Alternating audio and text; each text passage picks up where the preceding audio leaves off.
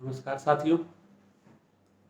आज मैं जो आपसे डिस्कस करने जा रहा हूँ हम सभी की लाइफ में और मतलब एज ए ह्यूमन बीइंग हमारे जो लाइफ है वो डेफिनेटली 4 स्टेजेस में काम करती है, 4 स्टेजेस में चलती है और हर व्यक्ति किसी न किसी स्टेज में फॉलन हो रहा होता है उस स्टेज में।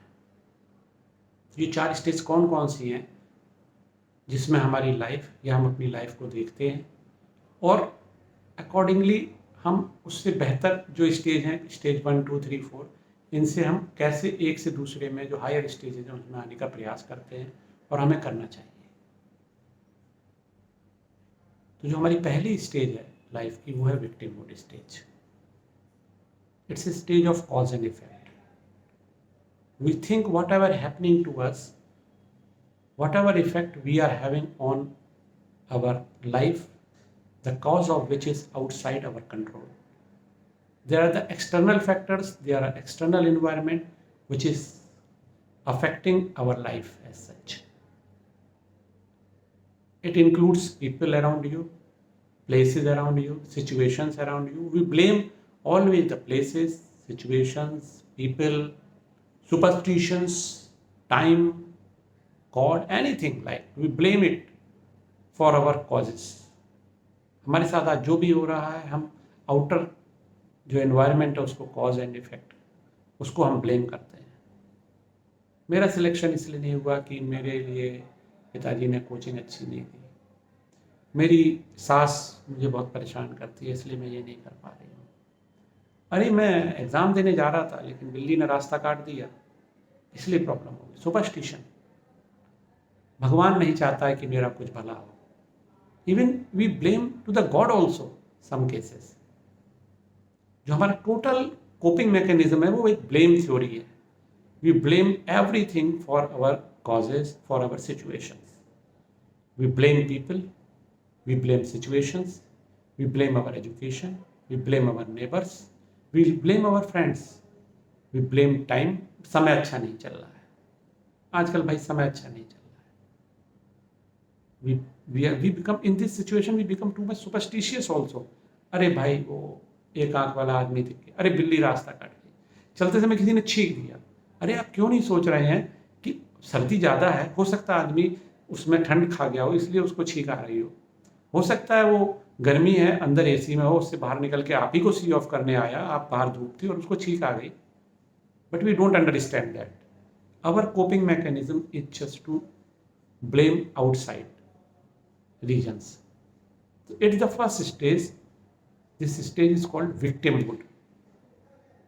और सबसे बड़े दुख की बात यह है कि आज 80% ऑफ अस और are population is living in the victimhood stage.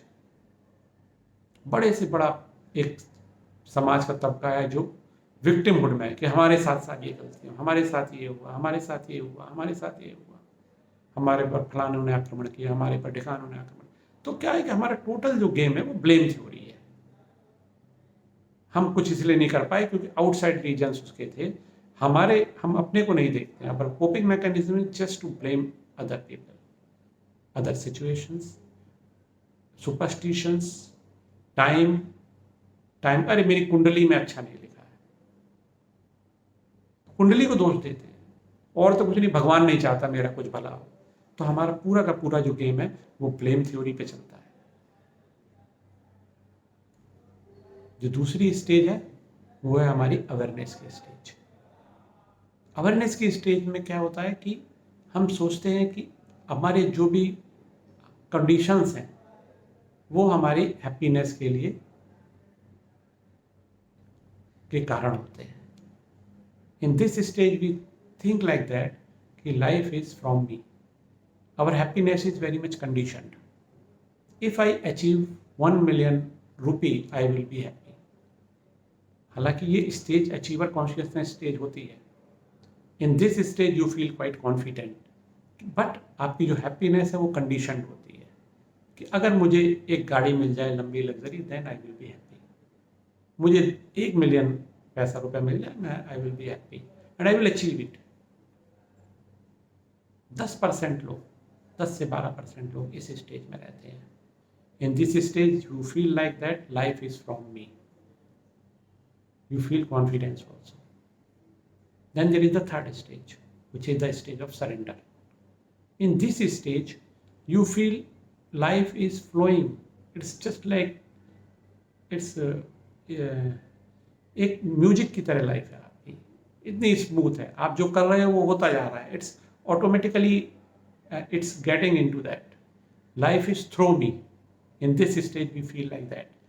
अगर हम डॉक्टर हैं तो जो काम में हाथ जिस पेशेंट को देख लिया वो सही हो जाता है. मुझे नहीं मालूम ये कैसे सही हो रहा है, ये ऊपर वाले की, दिस डिवाइन फीलिंग कि हाँ, whatever situations, in whatever case I put my hand, I will be successful. In whatever business I invest my money, I will be successful.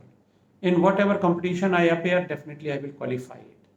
So, but I don't know how it is being happened with me, but life is going through me. It's a very smooth stage of the life. जो भी हम चाहते हैं, जो भी कर रहे हैं, वो ऑटोमेटिकली हमें नहीं मालूम है कि हम कैसे कर रहे हैं, कैसे हो रहा है. बहुत से लोग ना, मुझे नहीं मालूम, मैं स्टेज पे जाता हूँ, खड़ा होता हूँ, बोलना शुरू करता हूँ, and the people are enthralled by my speech, but I don't know, I don't prepare anything for that, but it happens out of me. It's a stage. बहुत सारे लोग हैं जो हमारे ग्रेट लीडर्स होते हैं, हायर बिजनेसमैन होते हैं, ग्रेट बिजनेसमैन हैं, सेलिब्रिटीज़ हैं, फिल्म एक्टर्स हैं, गुरुज हैं बहुत बड़े. इट इज़ फॉर देम, जिस भी चीज़ में वो हाथ डालते हैं, करते जाते हैं, वो होता जाता है. So life is getting through me. तो this is the third stage. इसमें हार्डली 5 से 7% लोग होते हैं. जो फर्स्ट 2 स्टेजेज हैं, 90%, 90 to 92% of the population live in the first 2 stage of. First stage is victimhood and the second stage is awareness.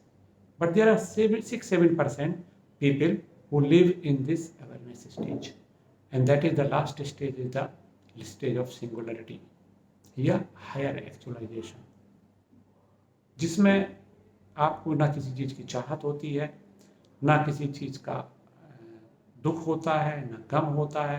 जो higher reaches of Himalaya से बहुत सारे साधु हैं, संत हैं, जो लोग एक हाईएस्ट लेवल ऑफ कॉज के लिए काम कर रहे हैं, and they feel a purpose in that life. ये चौथी, इसमें बहुत 1% लोग भी नहीं होते हैं, जिसमें हमारे महात्मा बुद्ध, महावीर स्वामी, और जो भी हमारे the great leader, Swami Vivekananda, जितने भी ग्रेट हमारे स्पिरिचुअल गुरुज हुए हैं, वो सारे के सारे इस स्टेज में आते हैं. तो सिंगुलरिटी की stage is very tough. I don't say it's tough, but when your life is purposeful and you devote your life for a certain cause and certain purpose, definitely you seek or you achieve the singularity stage. That is the fourth stage.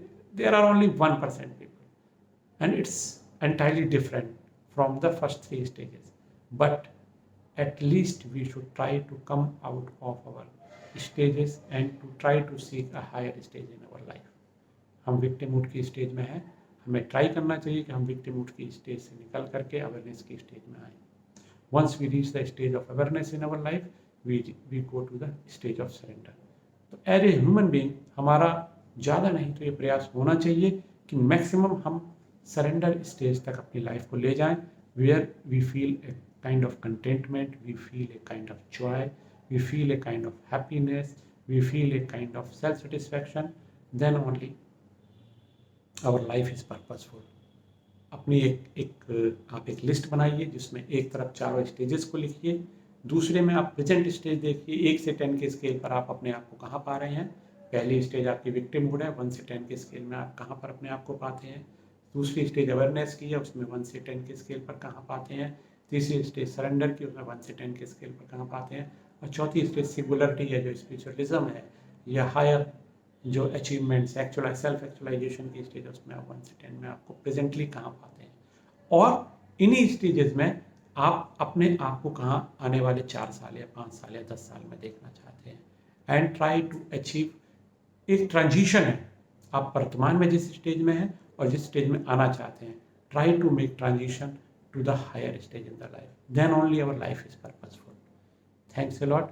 अगर आपको ये video पसंद आया है तो इसको आप share करें, मेरे यूट्यूब चैनल को सब्सक्राइब करें, बेल आइकन को क्लिक करें, जिससे मेरे नई वीडियोस के बारे में आपको जानकारी मिलती रहे. लाइफ से जुड़ी में बहुत सारी ऐसी बातें हैं जो कि आपकी लाइफ में एक नया चेंज ला सकती हैं, आपकी थिंकिंग की दिशा बदल सकती हैं, आपके सोचने का पैटर्न चेंज कर सकती हैं, जिसमें बहुत सारी चीज़ें मैं आपके लिए लाता रहूँगा. My aim is just to transform the life of the people. That's it. Thanks a lot.